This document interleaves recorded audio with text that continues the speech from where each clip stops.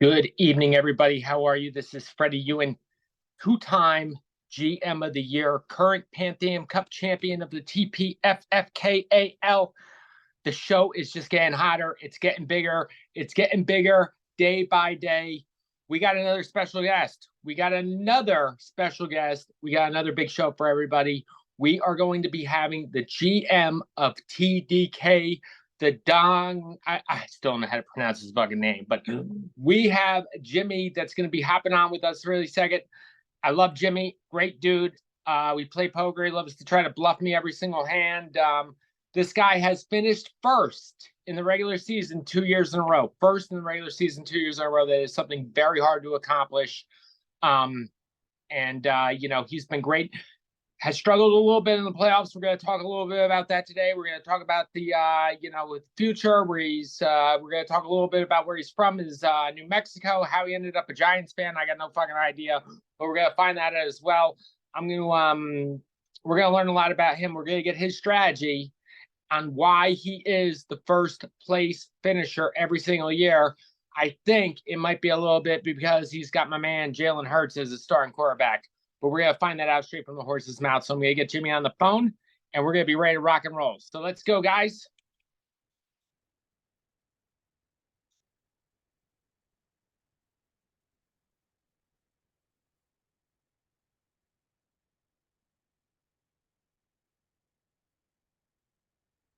All right, I just sent him the link. He should be hopping on any second. I wanted to make sure I had the Eagles gear on because we got another Giants fan on here, just like James. He'll talk up Jalen Hurts and say how great he is. I've tried to trade him for Jalen Hurts for, the last 3 years, and he will not release him or trade him for anything. So it's going to be fun. It's going to be a fun show. The show is picking up. We still have not heard from the GM of the Prairie Dogs. We are now setting the odds that it's going to be 2-1 that he's going to be set up for auto draft. We reached out to Zach earlier. He did not get back to us. Chicken of the Cave did get back to us. He says he doesn't want to talk until after the draft. Hold on one second. I think we are going to have the man, the myth, the legend, Jimmy, the GM of Jimmy. Can you hear me? Yeah, I can hear you. Welcome to the TFPPKAL show. Thanks for having me. So I was trying to do this earlier. How the fuck do you pronounce this name? The GM of the Don Keatings. Freddie, Jesus fucking Christ. This is a great because I've been wanting if this is the only reason I came on, this is perfect. Donkey Dicks. Donkey Dicks. So that's the name of it. It's just I like to call you TDK. Literally everybody in the fucking league already has this down, and you're the only one that can't pronounce it fucking phonetically. Donkey Dicks. I'm from New Jersey, man, and I'm ambidextrous. What can you do? I'm a little slow sometimes in a couple places. People have been saying it for a while, too. You still can't get it right. It's funny. Listen, I'm on 36 different medications. Doctors still don't know what's wrong with me. I honestly wasn't sure if you were just fucking with me. No, I didn't know how to pronounce the name. I kept on looking. The Don Keatings. I seriously was like, what the fuck is this? So let's get to it. I'm glad to have you on. I was just talking you up in the pre-show. You have finished first in the regular season 2 years in a row. 2 years in a row. Tell me how you did that. I don't think it was I think some of it was kind of dumb luck. Because in year one, I blew my wad on 2 running backs. I went hard on Alvin Kamara and Harris from Najee Harris and Damian Harris, actually. So I was running back heavy, and I was kind of forced to go for value with a lot of my other picks, and that's where I ended up getting like the greatest success, right? Because I got Jalen Hurts for cheap. I got T. Higgins for cheap. I got Jalen Waddle for cheap. Debo And Samuel. Debo Samuel for cheap. And I got all four of those guys super, super cheap because I had already blew my wad on the fucking running backs. And then I was able to keep all four of them for the next year. So like it kind of, and then like then it made it easier to draft the second year because then I can go for, some bigger swings there. But it's been four players, honestly, 4 or 5 players that have carried me and made me really competitive for 2 years. And Hertz was a huge pickup. I know when you got him for he was like $1, I think. When you got him, and I got him for $5 or $3, $3, I think. Yeah, something like that. He had just the next year he just had a huge year with all those goal line touches, and I think that I just picked up Hertz in a in another league. I drafted him in the 3rd round, and I know that I'm worried that the Eagles might have a little bit of a Super Bowl hangover, but I still think that Hertz is going to be able to get himself in the end zone, and he's got great receivers with him too, which is, quarterbacks are important in this league. And the great thing about Jalen Hurts is, the guy can throw the ball too. The guy can throw the ball, and he can get into the, he can get in the end zone. He scores a lot of points. Picking up Waddle's had some great years. I know, Debo Samuel played. The great thing about Debo is, he turned into a running back too. So you're getting him catching the ball, and you're getting him, running too. And that was fluky. Like, I don't think any of us saw that coming in 2021, that he was going to be like, a great running back for the 49ers. Right. He was just rushing. He was getting a touchdown almost every single week, and it was like a fluke that he was so good. I certainly didn't see it. Obviously, I didn't, because I drafted him for I think $1. I can't remember exactly how much I drafted him for, but I got him for like $1 or maybe $3, and that was it. Like. And you were the very first one in the TPFFKAL who traded cap room to Doug, and you got Travis Kelce back, right? Yep. And that really started like once you did that, I was like, damn, I need to, everyone was trying to pick the bones off of Doug's team for the rest of the year. I forget, I got Keenan Allen, and I got some guy who got hurt the next, two wide receivers, Keenan Allen and some other guy who tore his ACL. But big controversy was the biggest. Man, forget about like picking off Doug's, assets. It was more how quickly he did, and I pounced as soon as I could, because I was really weak at tight end, and he was obviously very strong. And it was 3 weeks into the season. He had paid $50 for Kelce, and I was able to outbid other people. I think I ended up getting him for 27, 28. And we went back and forth on text quite a bit when it was happening, but if anything, it was more of an issue with everybody about how soon he was. Well, the price, and it's like it's funny because it's like at the end of last year too. I think that people were paying. I know I paid. People were paying over. You got way over, and you got Kelce for the whole season practically for practically nothing. Where half of what his actual auction value was. So I got a fucking bargain. And we were still trying, because of how early it was in the league, we were still trying to figure out like what is the right amount of compensation. And nobody, right. Doug didn't fucking know. He was just right. And I just happened to give him the better number. But he wanted 40 from me. I was like, I ain't gonna. We went back and forth. But yeah, I think now, I think it's gone completely off the chart. Yeah, off the charts. Yeah, I knew I was, it's like, I was willing to pay anyone for anything last year, so it's like, and trade good players too. So it was like, so you've been the regular season, you've won the regular season twice. The first year you did go to the Pantheon Cup, you lost to Rich. The second year you had I lost them by 3 points or something. 3 points, right? It was a close one. And then the next year, you ended up losing to Doug in the playoffs. Doug pulled an upset, I think. Oh, I think it was Bowser. Was it Oh, Bowser?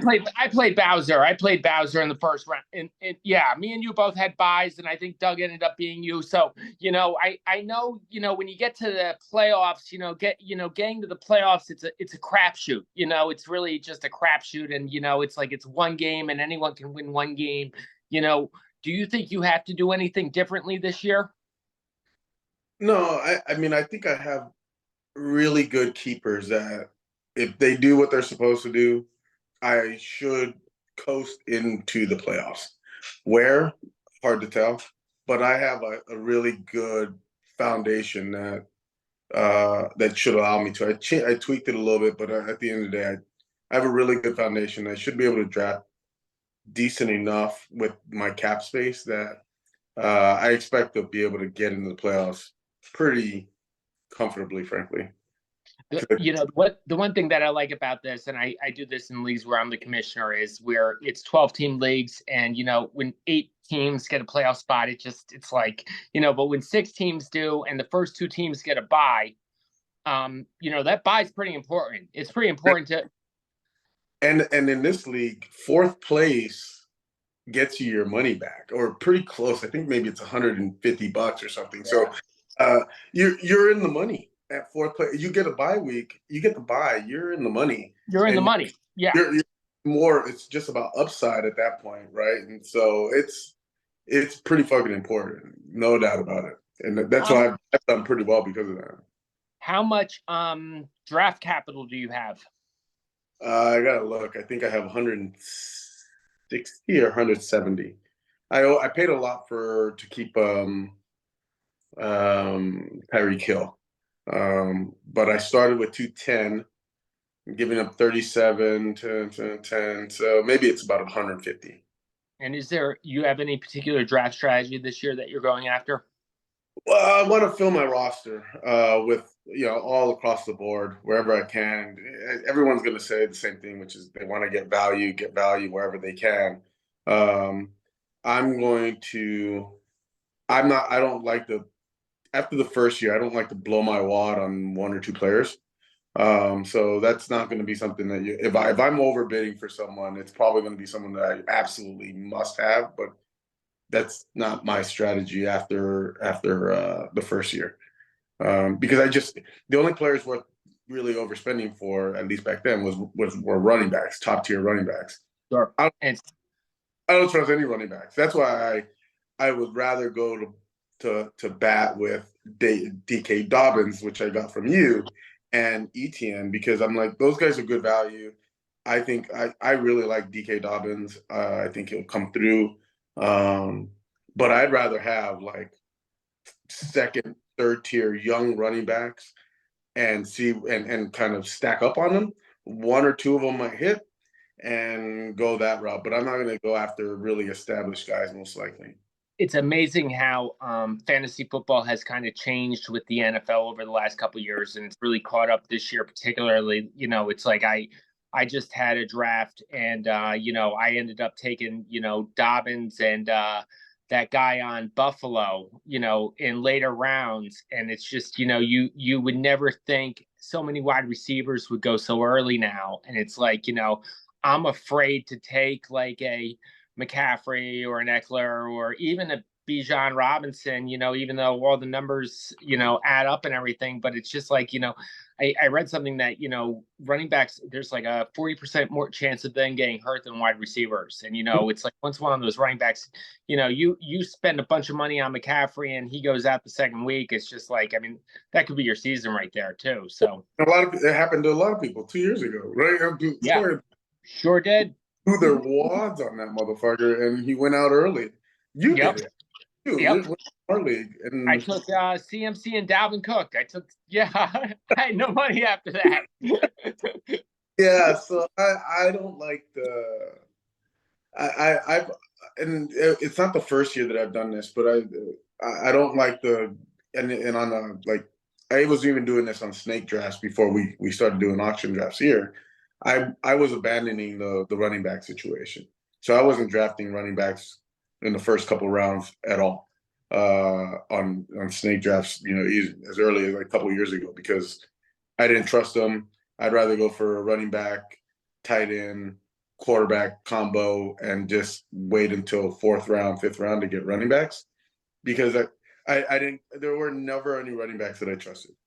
And it seems that you're always going to find one or two guys on the waiver wire. Like, if Derrick Henry goes down or, you're going to see some guy that, you never friggin' heard of that, is all of a sudden the bell cow somewhere and, getting all these touches. And it's just like, you end up getting that guy, then it's, it's cake. But it's like, yeah, the running back position is just like, it's funny because, they're all complaining because they're not getting paid enough. And now they're not even getting any no one's paying attention to them in fantasy football anymore either. Well, and everyone's caught up to this. I mean, I'm not like, this isn't like some fucking brilliant strategy that I came up with. It's like people have caught up to the strategy of like what you're seeing on the actual field and the economics of real NFL and what you're seeing in fantasy is kind of the same. It's like nobody wants to overpay for these top-notch guys Right. that they may have produced before. We're all looking for value out of this third tier guys, second, third, right. and kind of building a bench of those guys because one of those guys is more likely to do pretty well. Everyone's trying to find that guy, that one, two, or three guys who, sure, were on the radar. They're not sleepers per se, but they're like the Tony Pollards of last year. Exactly. Yeah. Right. So everyone's trying to find those two or three guys. I've not been successful on the running back front with it, by the way. I've been better off finding those guys on receivers, but the running backs, I just want like serviceable running backs, honestly, because it's just too expensive to get the best ones out there. It's just not worth it. So back to the TFPPKAL. The commissioner has put in rivalry week. You are going up against the man who we're trying to get an interview with him. We've been, Robin's been reaching out to him, send him pictures of in her panties, and he's, we can't get him to do anything, but it's, she's working it though. I mean, I got Robin trying to work. He's the biggest fucking perv of all of us, no doubt about it. It hasn't worked. The dirty fucking dog, that owner. So I'm trying to get the guy on. He's finished 7th the last 2 years. His rival has finished first the last 2 years. So tell me about rivalry week. Is it really a rival? It's like the fucking Yankees, Red Sox, and like 2000 before 2004. It's like more. I'm bigger. I'm better looking than him. My dick's bigger. Like all the things. Like, is it really a rivalry? I don't know, Freddie. I don't think it is.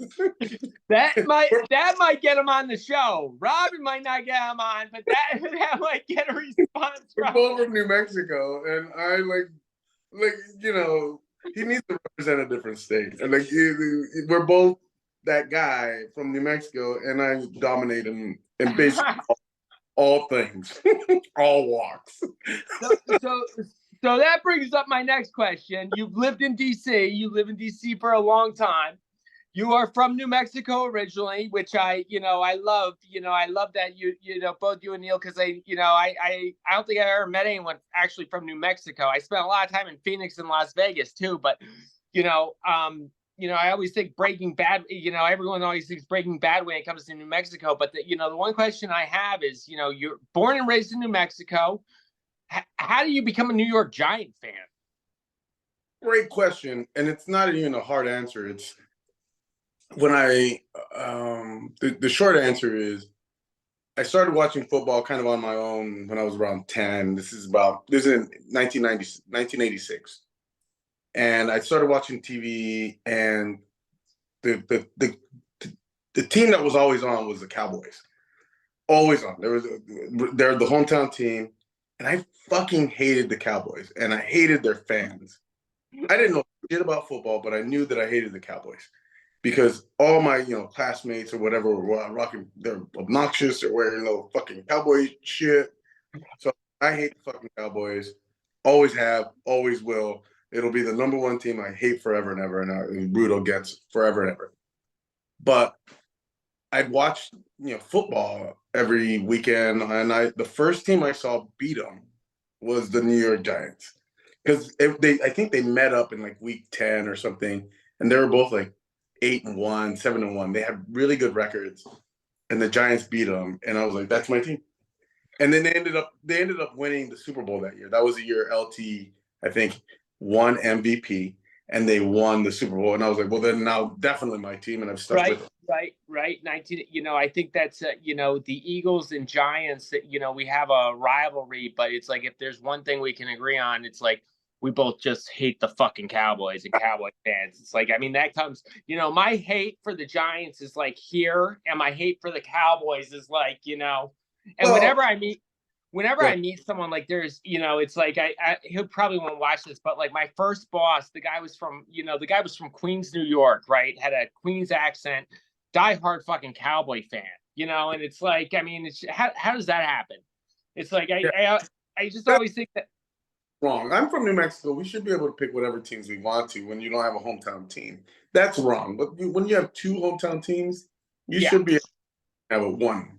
Yeah, and you see that so much. It's like I met a guy from Philadelphia who's a Cowboys. I mean, he shouldn't even be allowed in Philadelphia, I would think.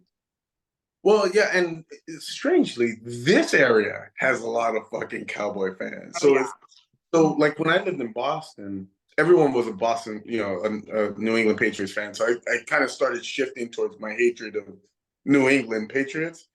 And then when I came back here, I was like, oh yeah, this is why I fucking hate the Cowboys. Because they have such a strong presence. They have a big presence everywhere. They don't have a big presence in New England. They have a presence here. They're like maggots. They're everywhere. But if you're go to like where I grew up, I'd say 50% of the fan base is fucking goddamn Cowboy fans, and then it's like heavy of Cowboy fans. And I can see that. Yeah, I mean, I can see that. New Mexico is right. I for some reason I thought Cardinals, but I can definitely see that there's a lot of Cardinals came around late, so by the time they moved, and so. Yeah, maybe the younger generation, but the older generation's fucking. They're all Cowboy fans, they're Bronco fans, or they're the Raider fans because they're Mexican. So Raider fans are, that's a whole nother discussion. Yeah. So my family are all of those. They're all Raider fans or Cowboy fans, actually. Yeah. That was, when I lived in Vegas, it was either Raiders fans or Cowboys fans. It was just like, yeah. So curious how Neil became a 49er fan. It may have been like something that he got from like his dad or something. Why we're I think we're gonna get him on the show after that knock on him. He says he can only read 6 minutes and he has no time, but I think we might be able to get him on the show now. He's got to come with a comeback. The big one I'm trying to get on, I now have him set at 2-1 that he's gonna be set to auto draft. And I now have it 100-1 that he's going to actually come on the TFPPKAL show, but that is the GM of the Prairie Dogs. I'm dying to get him on and to see what his strategy is with Joe Burrow, George Kittle, and $44. So I want to hear what the strategy is. I think Joe Burrow can fucking carry him to a goddamn playoff spot. I think if Doug makes the playoffs this year, I will retire from fantasy football. That's it.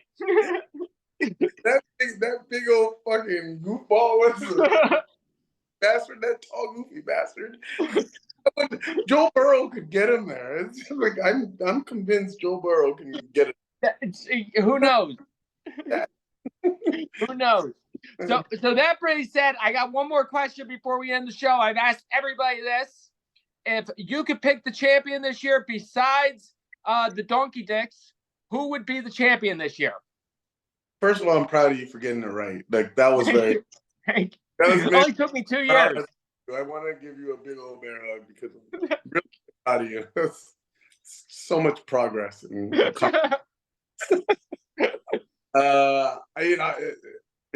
It's probably too obvious to say it's James, right? Because Hey, He's that's my pick. loaded with cash. He has great keepers. It's if he fucks this up, then like this is on James. Like he just sucks.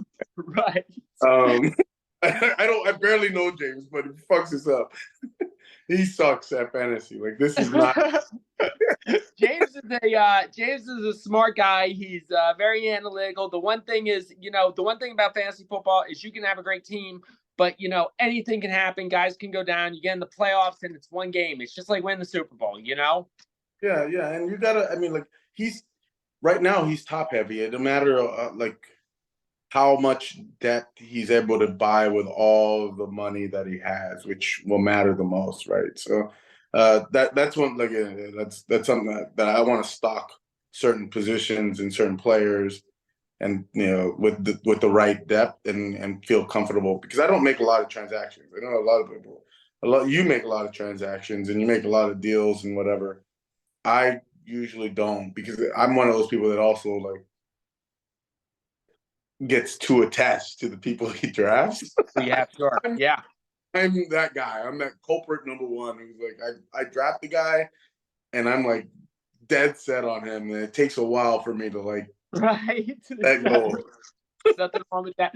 Hey, when I make trades, I'm usually on the wrong end of them. So it's like I should start thinking that way too. It's like I never make a good trade. I made one good trade in my life, and that was last year with Zach, where he gave me like Josh Allen, Tony Pollard, and Amari Cooper, and it was like the season was over from then. It's like here's Cam Akers. That was spark. And that was I felt bad for Zach, but he's gonna. I do. I do too. But Zach, if you're listening out there, I love you, man. He is in the TOD Hall of Fame for that trade, though. So that's it, Jimmy. I want to thank you so much for being on the show. You did an absolutely wonderful job. Good luck to you. Good luck for the rest of the season, and I will see you around, brother. All right, man. Thanks, Zach. And thanks for having me on. I appreciate it. Take care, Absolutely. Freddie. We hope to get you on during the season. Absolutely. All right, bud. I'll see you soon. Bye.